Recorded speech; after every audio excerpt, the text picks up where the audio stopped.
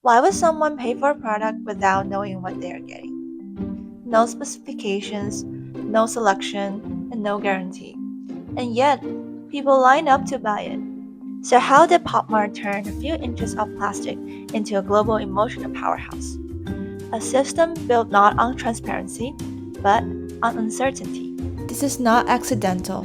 It's behavioral economics in action. Hi everyone, I'm Josie. Welcome to my channel. Today we are exploring why customers are willing to pay for the emotional indulgences and why, from a psychological perspective, these little figures are so addictive. To understand the engagement, we have to first look at the concept of variable racial reinforcement, a theory by psychologist B.F. Skinner. Skinner discovered that we are most likely to repeat an action when the reward is unpredictable. Think of a slot machine.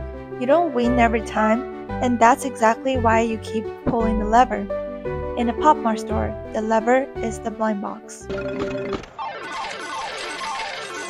And because the reward is uncertain, each purchase carries the thrill of the maybe, specifically the possibility of getting a rare or secret figure. This creates a dopamine loop that encourages you to just try one more time, hoping the next box is the one. This type of reinforcement creates a high and steady rate of repeated behavior.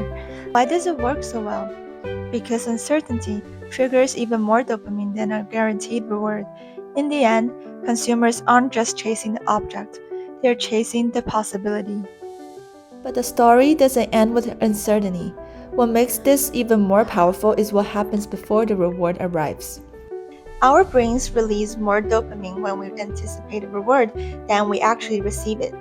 That means the most exciting moment is often right before the box is opened.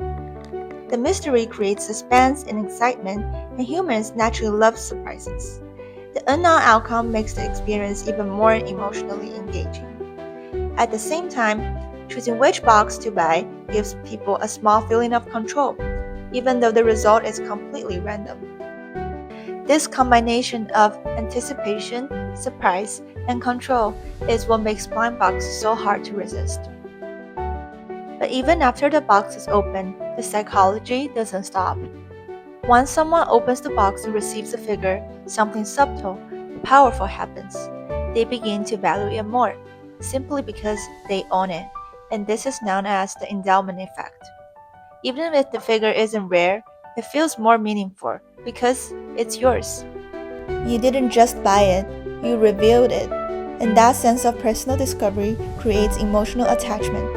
And the more attached people feel, the more likely they are to keep collecting. And now, when you combine all of these psychological effects together, you don't just get a product, you get an experience.